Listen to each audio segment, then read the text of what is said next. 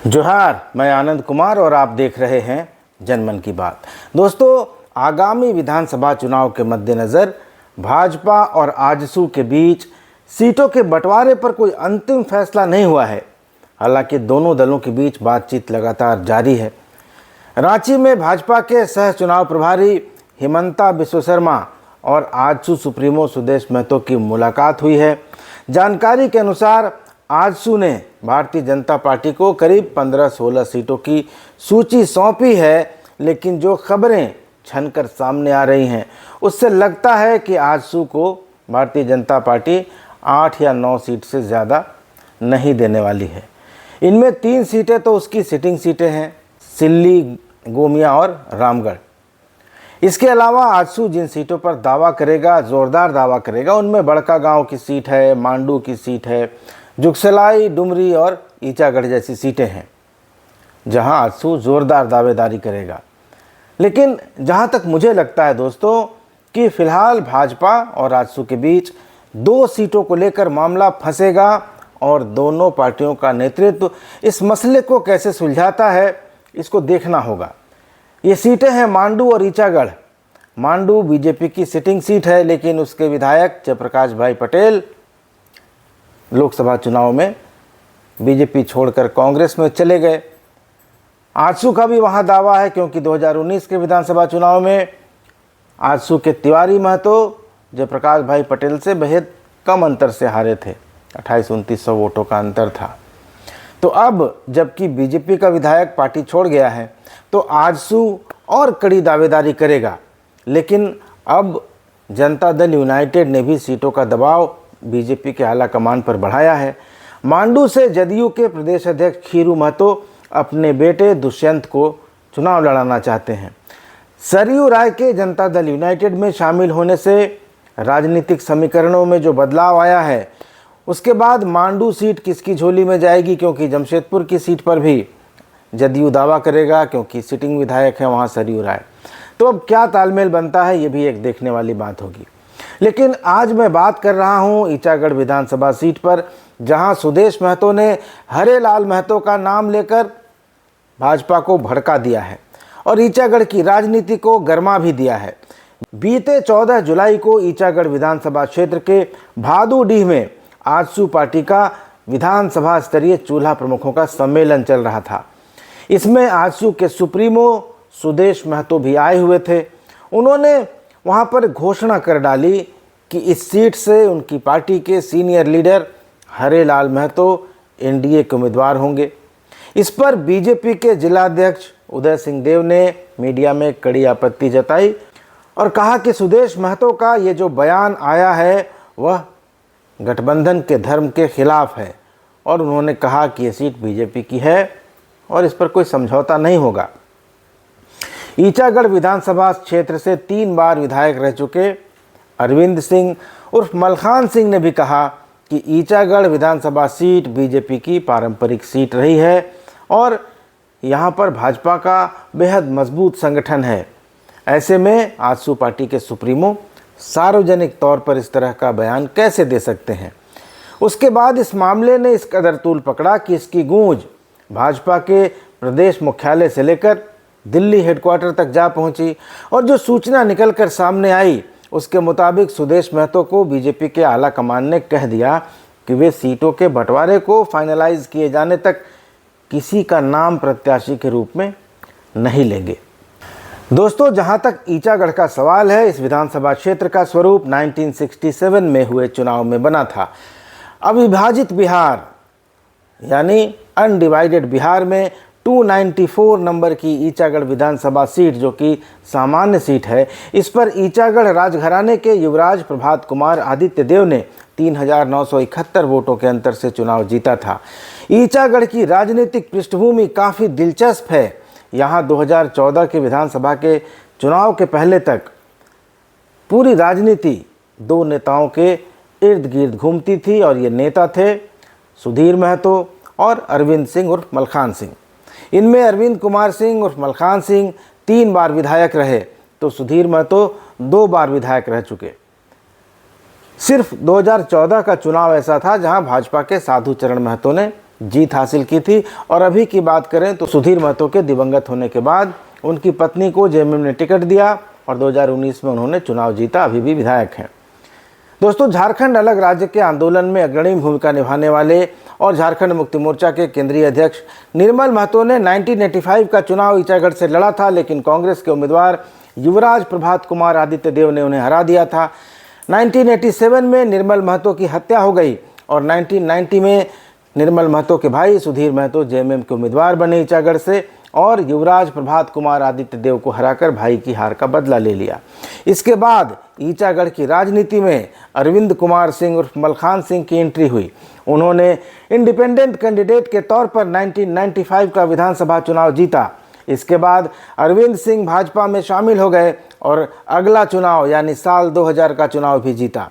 फिर 2005 में सुधीर महतो ने उनको हरा दिया और 2009 में अरविंद सिंह ने झारखंड विकास मोर्चा प्रजातांत्रिक के टिकट पर सुधीर महतो को हराकर हिसाब चुका लिया।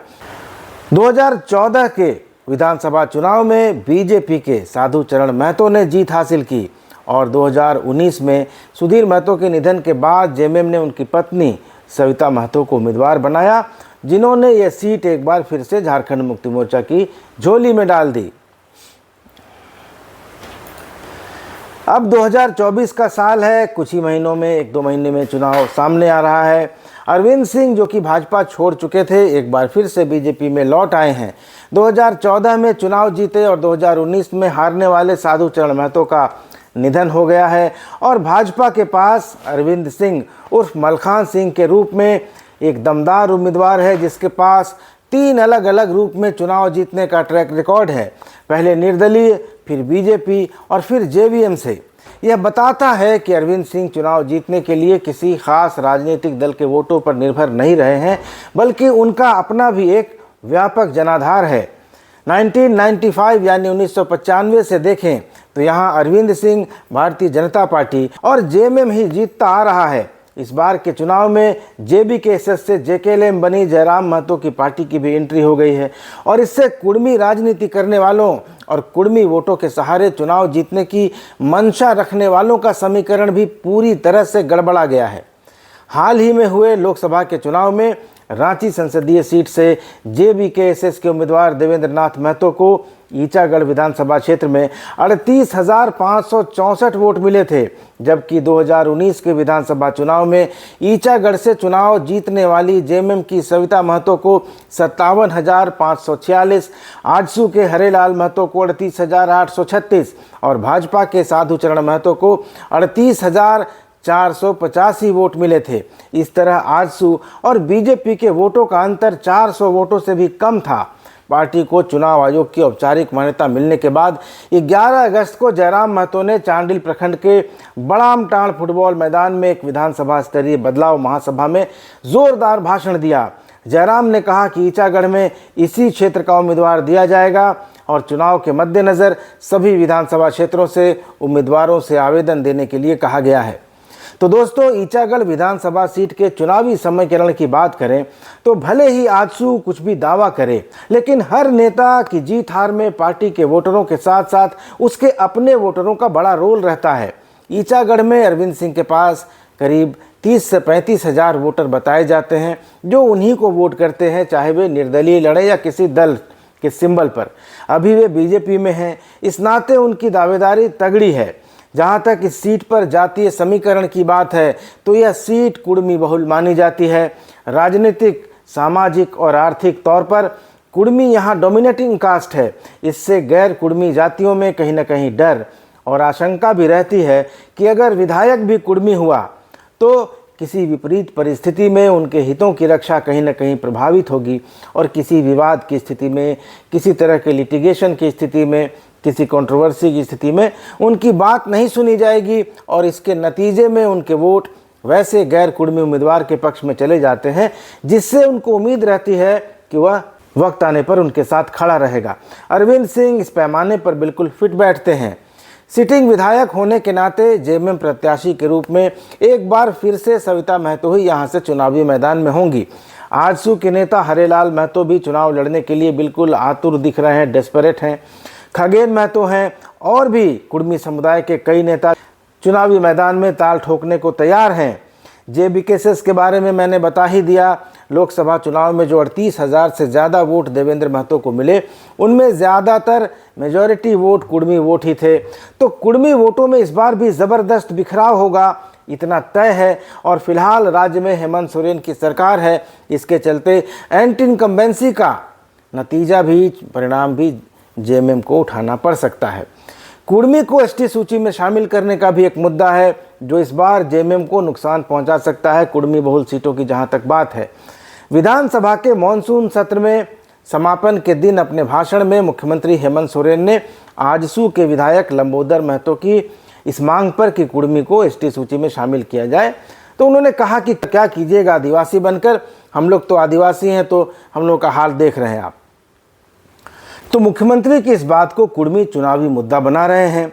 तो आदिवासी बनाम कुर्मी का अगर मामला बन गया तो भाजपा अपने कोर वोटर्स और गैर कुर्मी वोटर्स के सहारे आसानी से जीत जाएगी, जबकि कुर्मी वोट बंट जाएंगे। अगर आजसू यहाँ से उम्मीदवार देता है तो आदिवासी और गैर कुर्मी वोट उसको मिलेंगे, इसकी उम्मीद बेहद कम है।